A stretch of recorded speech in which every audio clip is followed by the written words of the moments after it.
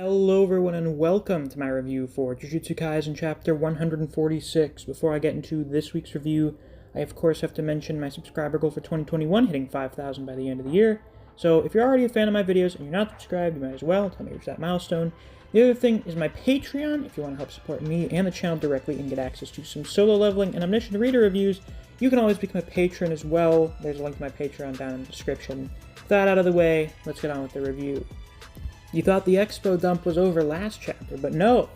This chapter's also got a shitload of information that I still don't fully understand, so I'll go over some of the things that I do understand. First of which is that there's 10 of these colonies or barriers as part of the culling game. If I had to guess, I assume these cover major population centers within Japan, except for Hokkaido for some reason. I'm sure there's some kind of important reason for that. Like, in the real world, in here, it's like it's a sacred land. Or there was something from earlier on in the series that I somehow forgot. Yeah, I don't know what the real world significance of Hokkaido is. I mean, like, I think it's separate from the rest of Japan, I guess. The culling game will be completed within 2 months. That's how long it will take for the ritual to complete. And also, we finally get a date for when everything is taking place. Right now, it's 9 a.m. on November 9th, which means that it is basically 9 days after the Shibuya incident. Finally, we've been waiting a while to get some kind of timestamp for when this is happening, which means that the events of Yuta hunting down Yuji was pretty much exactly a week after, which sounds about right. I figured it would be like within a week or so. So they have about 10 days and 15 hours to find Sumiki, because the culling game began midnight right after the Shibuya incident, basically 12 a.m. November 1st, and the participants each have 19 days to declare themselves as players, so there's only 10 days and 15 hours left to get Sumiki. The other thing is the connection to the Game Master. It's weird. So the Game Master doesn't seem to be an actual person. It's just the game itself, I guess. So it's kind of like a video game,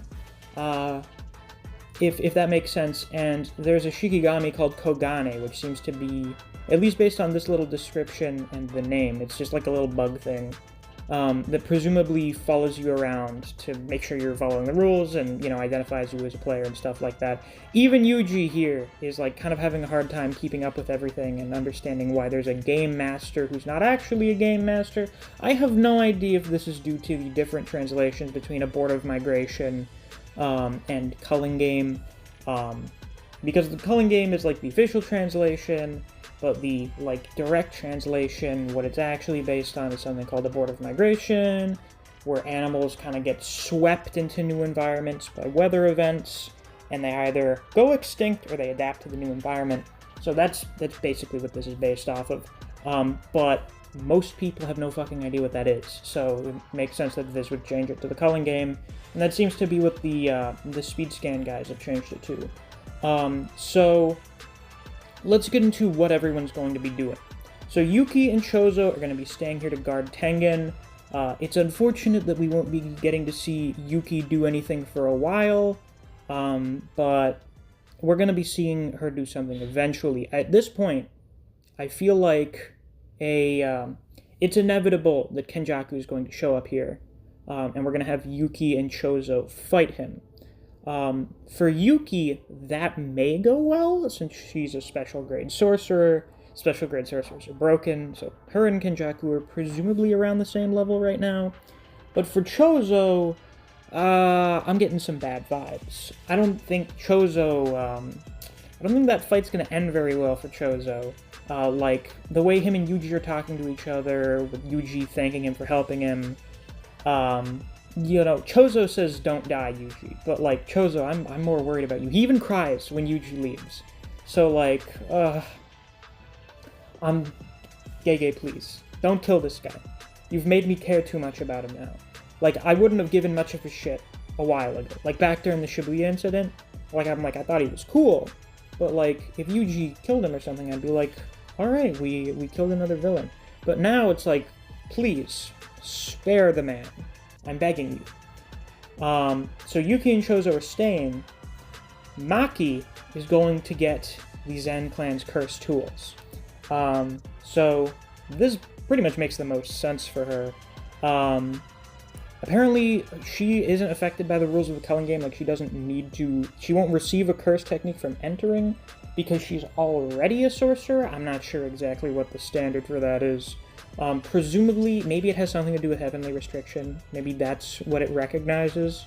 But she's gonna go get all the cursed tools from the Zenin family, which was something... The cursed armory of the Zenin clan was something that Gege said we would find out about a while ago. So... Fortunately, it seems like that's coming up pretty soon. So she's gonna have a bunch of shit. Like, before, it was basically just her spear or using Playful Cloud. But the spears, those keep getting broken. And Playful Cloud got obliterated by Toji after killing Dagon.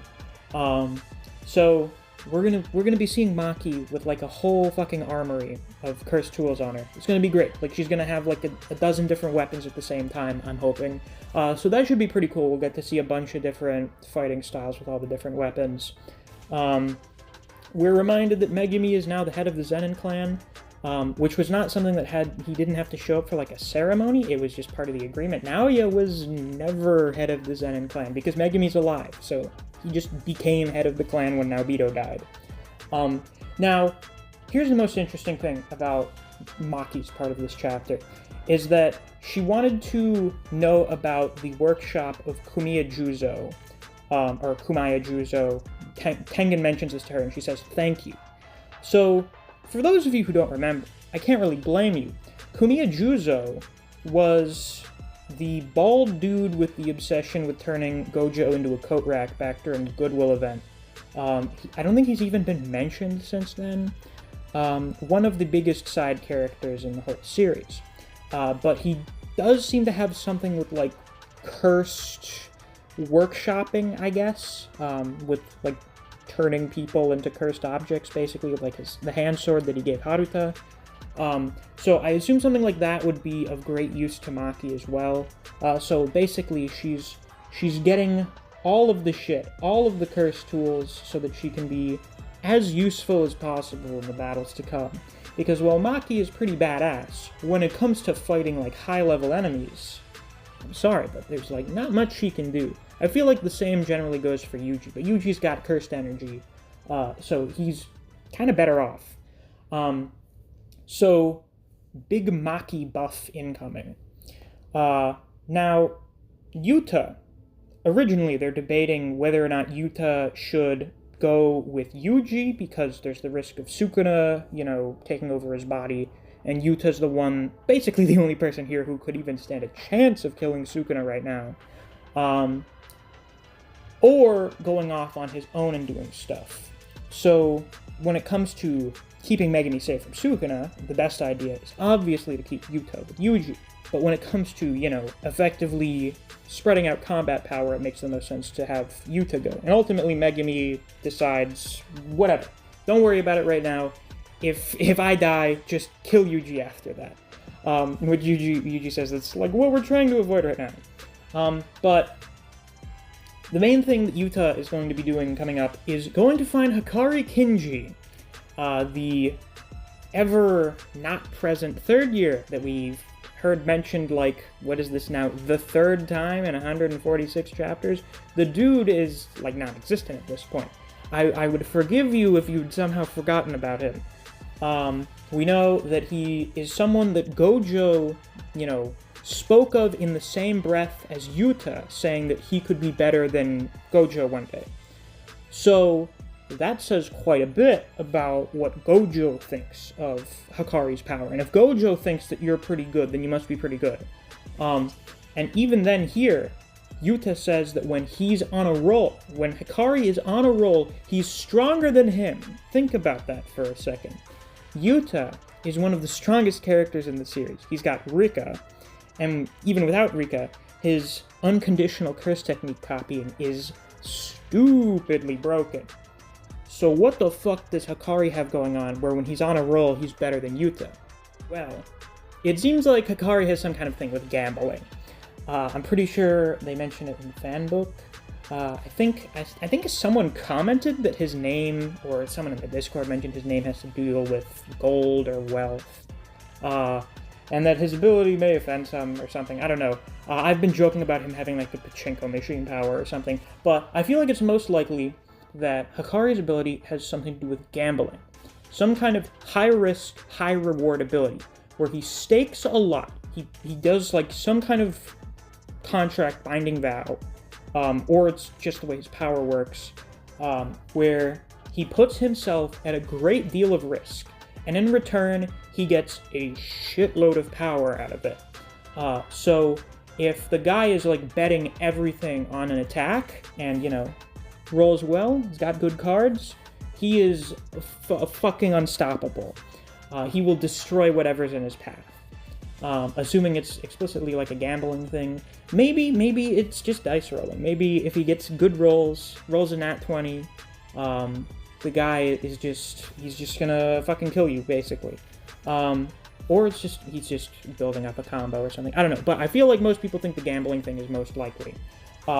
So yeah, that is where our groups are splitting up. So to recap, we have Yuki and Chozo staying Tengen. We've got Maki going to get the cursed tools. Yuta is going to get Hikari, and it seems like Yuji and Megumi are going to be getting Sumiki. So here's where we get to the end of the chapter, and we get introduced to another new character, another participant in the culling game, Takaba Fumihiko. Now, this Takaba guy is pretty interesting, because he's a stand-up comic, and he fucking sucks. Like, he's up here making penis jokes, basically. And everyone thinks he sucks. His manager tells him he's shit, he's 35 years old, he should just quit.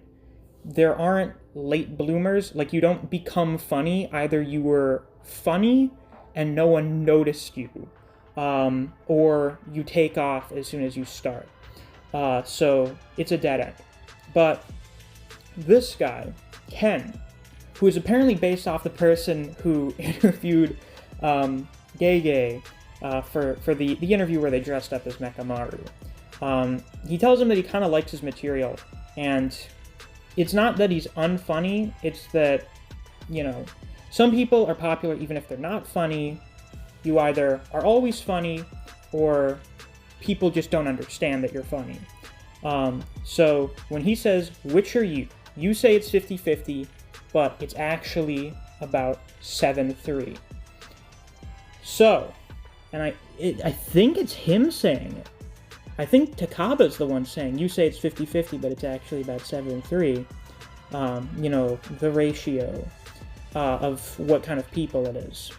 So, 7-3 ratio's back. Perhaps, has Nanami's technique returned in the form of Takaba Fumihiko? I hope so, because it's, you know, it's just kind of a neat technique. But also, Nanami is my favorite character, so maybe that technique is just a blessing. And whoever has it ends up being my new favorite. This guy's already got a pretty interesting situation. I mean, he's a shitty stand-up comic, not doing very well. He's 35, doesn't have much going on in his life, and now he's going to be thrown into a Jujutsu sorcery battle royale, basically. A big, huge magic death match. A Jujutsu Kaisen, yeah. So we're going to see what's going on with this guy. It's going to be interesting if he actually straight up has the 7-3 technique.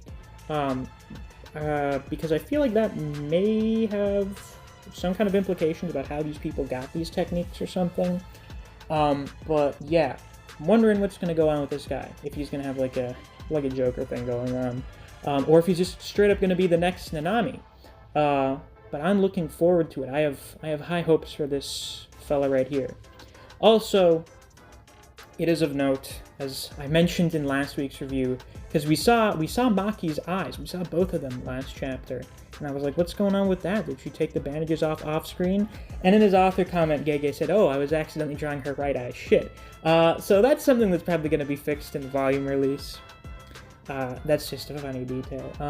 But yeah, with that, that's all I have to say for this week's review. I'm assuming we will probably be getting into the actual culling game next week, now that we've got pretty much everyone going into place. They've got their roles, we're setting up more of the players, and we'll probably get started with that in the next chapter, so I'm looking forward to that. I hope you are too. So, if you enjoyed this review, please be sure to like, comment, subscribe, and click that notification bell so you don't miss any of my uploads. I do Jujutsu Kaisen chapter reactions and reviews every week. If you enjoy other series such as Record of Ragnarok, King of Omega, Black Clover, and Kaiju number 8, I do videos on those series as well. So, if you're interested in those, you should definitely check out my channel. If you enjoy discussing Jujutsu Kaisen with other people, or you just enjoy the content I produce on this channel, I highly suggest you check out my Discord server. I have a link to that down in the description. Since it's the end of the video, I'm going to give a shout out to my wonderful patrons, Archbear CJ2K, Fuse, Neo, Solo Warrior, Tyrese Simmons, Dijon Redden, Honey Mustard, Zach Rowitz, K-God, Holly Walker, Angel Does It, Chris Redfield, and Brendan Lee. Thank you all very much for supporting me on Patreon. I greatly appreciate it. And if you too want to get a shout out at the end of videos or access to some extra content, you can always become a patron as well. There's a link to my Patreon down in the description. Thanks for watching. I'll see you guys around. Take care.